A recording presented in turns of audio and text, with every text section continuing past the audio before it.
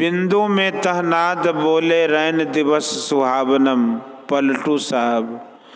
बिंदु पीठम विनिर्भिद्य नाद लिंगम उपस्थितम योग शिखोपनिषद। बीजाक्षरम परम बिंदु नादं तस्यो परिस्थितम ध्यान बिंदु उपनिषद। मुसलमान भाइयों के लिए सुन ला मका पे पहुँच के तेरी पुकार है यार रही सदा से सदा यार देखना। मिलना तो यार का नहीं मुश्किल मगर तकी, दुश्वार तो ये है कि दुश्वार देखना। तुलसी साहब। इसमें दृष्टि साधन पर जोर दिया गया है। फिर कहा कि तुलसी बिना करम किसी मुर्शद रसीदा के, राहे नजात दूर है उस पार देखना। तुलसी साहब। दुर्लभो विषय त्यागो दुर्लभम तत्व दर्शनम, दुर्लभा सहजावस्था सद्गुरो करुणा बिना। ब्राह्मोपनिषद। गुरु चाहिए, साधन की युक्ति चाहिए और इसके लिए प्रयास चाहिए। जो इसका अभ्यास करता है वह भक्ति की चरम सीमा तक पहुंचता है। फिर भी किन्हीं का कहना है कि भगवान को गुरु मानकर चलना बहुत उत्तम है। श्री रामचरितमानस में भगवान श्री राम ने परम भक्ति साधिका सबरी जी के प्रति जो नवधा भक्ति का उपदेश दिया है, उसमें गुरुपद पंकज सेवा तीसरी भक्ति अमान का कथन करके अंत में सबरी को कहा है कि सकल प्रकार भगति दृढ़ तोरे। इससे विदित होता है कि पुरुष और स्त्री दोनों को उपर्युक्त नवधा भक्ति की साधना करनी चाहिए।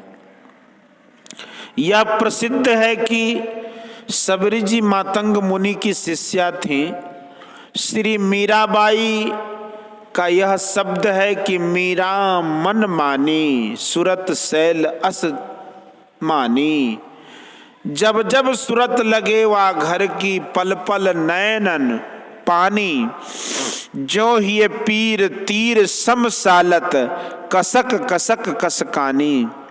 रैन दिवस मोहि नींद न आवत, भावे अन्न न पानी, ऐसी पीर बिरह तन भीतर जागत रैन बिहानी। ऐसा वेद मिले गुरु भेदी, देश विदेश पिछानी, तासों पीर कहो तन केरी, फिर नहीं भरमो खानी। खोजत फिरो भेदवा घर की, कोई न करत बखानी, रैदास संत मिले मोहि सतगुरु, दीना सुरत सहदानी। मैं मिल जाए पाए पिए अपना, तब मोरी पीर बुझानी, मीरा खाक खलक सिर डारी, मैं अपना घर जानी। यह शब्द मीराबाई के गुरु का पता बताता है। सहजोबाई तथा दयाबाई के गुरु भी चरणदास जी महाराज थे। उनकी वाणियों को पढ़कर देख लीजिए। चरणदास गुरु सहजो केरे, नमो नमो बारंबार। और चरणदास कृपासु सहजो, भरम करम भयो छारा।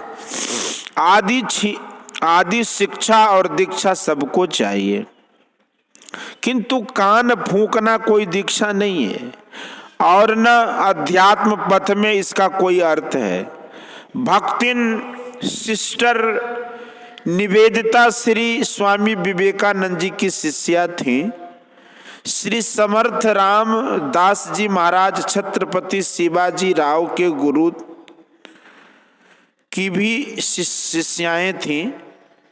भगवान बुद्ध और कबीर साहब आदि संतों की भी शिष्याएं थीं, जिससे विदित होता है कि स्त्रियों के वास्ते पति सेवा और पातिव्रत धर्म का पालन के सहित अध्यात्म धर्म मोक्ष धर्म के पथ में योग्य गुरु से शिक्षा और दीक्षा ग्रहण करने की आवश्यकता अनिवार्य रूप से है।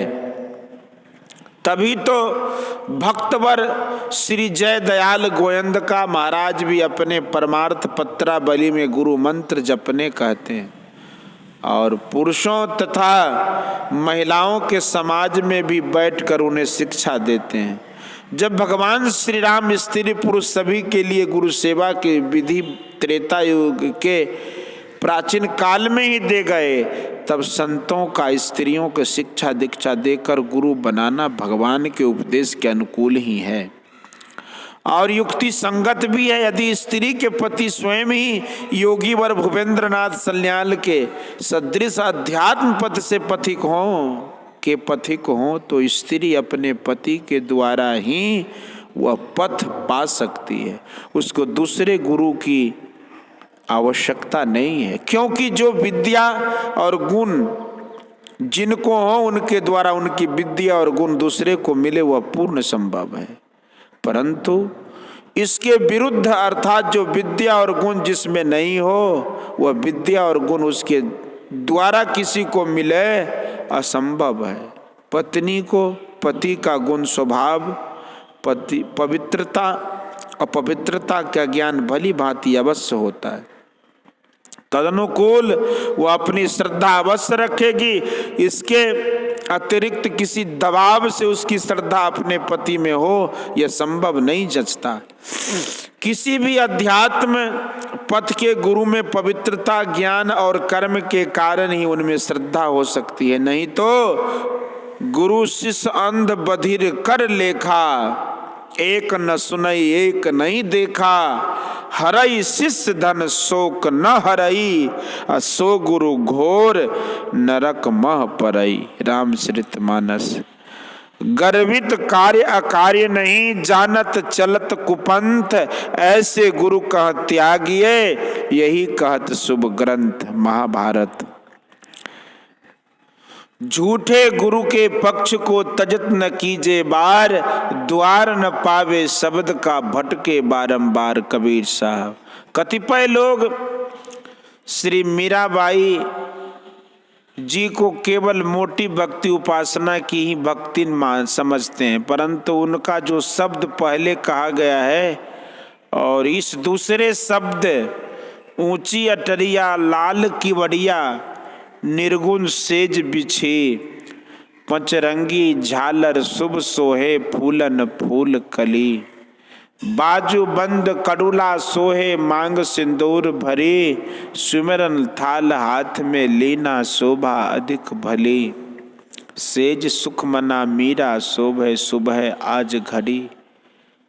से विदित होता है कि वह योग गुरु संत रविदास जी की कृपा से अंतर मार्ग के योग संबंधी योग साधनाओं को भी करती थी, अर्थात वह सूक्ष्म उपासना में भी अपनी अच्छी गति रखती थी। यह नहीं कि वह केवल पति की ही उपासना किया करती थी। अध्यात्म पथ में पुरुष और स्त्री सबको बराबर अधिकार है। स्त्रियों में भी योग्यता विशेष की साधिकाएं हुई हैं और अब भी जहाँ तहाँ हैं। श्री रामकृष्ण परमहंस देव को तांत्रिक शिक्षा दीक्षा एक भैरवी ब्राह्मणी से मिली थी, यह प्रसिद्ध है।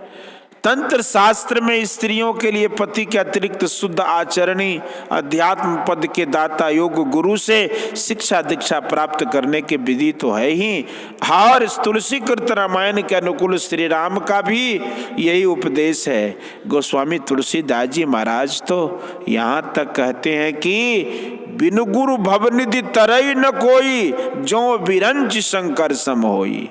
महारानी द्रौपदी के वस्त्र हनन के समय उनकी करुण पुकार पर भगवान श्री कृष्ण की कृपा से उनका वस्त्र बढ़ा था, लोगों में यह विख्यात है। इसी हेतु उन्हें भी बहुत लोग भक्ति मानते हैं। महाभारत आदि पर्व के पढ़ने से विदित होता है कि पति हेतु उन्होंने कई जन्मों तक तपस्या की थी। एक जन्म के उनके तप के अवसर पर उनको धर्म इंद्र पवन और युगल अश्विनी कुमार दोनों के कुमार देवों के दर्शन हुए तथा उन्हें पति रूप में पांचों को मानस और मौन इच्छा से वरण किया था। उन पांचों ने उनकी इच्छा पूर्ण करने का वरदान दिया था। पांडवों ने जब द्रौपदी के पिता द्रुपद राजा के सामने हम पांचों भाई द्रौपदी से विवाह करेंगे यह कहा था, तब राजा द्रुपद और उसके पुत्र धृष्टद्युम्न ने मिलकर इसका प्रतिवाद भी किया था। द्रौपदी ने भी इसका प्रतिवाद किया था। ऐसा महाभारत में कहीं भी लिखा नहीं है। महाभारत के वन पर्व में लिखा है कि अपने पांचों पतियों और भगवान श्री कृष्ण की उपस्थिति में द्रौपदी ने अपने मन की सच्ची बात नहीं बतलाई, झूठ बात कह दी थी। जब अर्जुन ने उसे प्राणदंड देने की धमकी दी तब उसने अपने दिल की सच्ची बातें कही थी। वह अपने मन में वीर कर्ण को भी पति रूप में पा जाती, यह स्मरण करती रहती थी। इस गोपनीय विषय को जानकर वीरवर भीमसेन ने उसको बहुत डांटा और उसकी बड़ी भर्त्सना भी की थी। महाभारत के स्वर्गारोहण पर्व में लिखा है कि पांडवों के महाप्रस्थान के समय वह भी पांचों भाई पांडवों के साथ साथ चलती थी। वह उन सब के पीछे पीछे चलती थी। उस पहाड़ी यात्रा में पहले द्रौपदी गिरकर परलोक सिधार गई। उस समय भीम ने युधिष्ठिर से पूछा कि यह इस तरह क्यों गिर गई। युधिष्ठिर ने उत्तर दिया कि यद्यपि यह पांचों भाई द्रौपदी के लिए समान थे, परंतु यह अर्जुन का पक्षपात बहुत करती थी, इसलिए वह इस तरह गिर गई। परलोक में उन्हें नरक की यातना देखनी पड़ी, फिर वह स्वर्ग की लक्ष्मी होकर विराजी।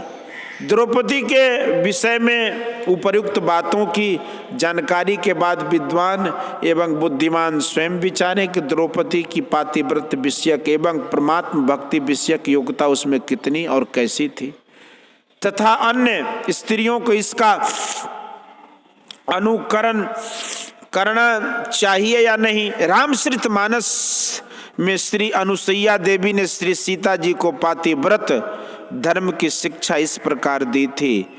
जग पतिव्रता चार विधि अहई, वेद पुराण संत सब कहही, उत्तम के यस मन बस माही, बस मन माही, सपने हूँ आन पुरुष जग नाही, मध्यम पर पति देखई कैसे, भ्राता पिता पुत्र निज के जैसे, धर्म विचार समझ कुल रही, सो निकृष्ट तिय श्रुति यस कहई, बिनु अवसर भयते रह जोई, अजाने हो अधम नारी जग सोई।